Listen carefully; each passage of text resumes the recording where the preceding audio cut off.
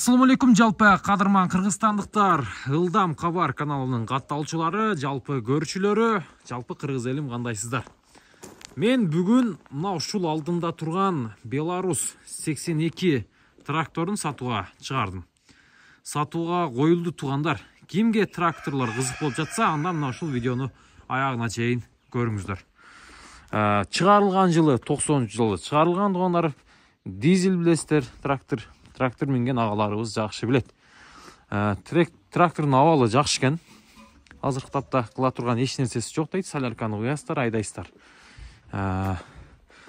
Салондоруна келсек, мына ушундай салондордо туугандар бир катардан көз чаптырып коюңуздар. Өзүм азыр айдаганды билгенде мен силерге жүргүзүп бермегем. Артында кошу менен бир-эки жолу иштеди, ошо ойдон токтотканбыз, ошо ойдон айдай элекпиз дейт. Дөңгөлөктөрүн бар жоо протекторлор дагы жайында туугандар. Кимге трактор керек болсо, тез арада байланышыңыздар. Баасы 950 000 кеми бар. Мына туугандар, жакшы трактор издеп аткандар болсо, срочно байланышыңыздар. Бензинди куясыздар, айдайсыздар. Документтер дагы бар жогу жайында, өзүнүн атында. Ишеничтүү.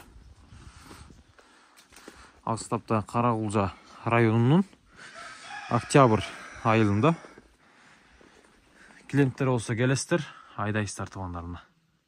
Тракторду көрсөттүм.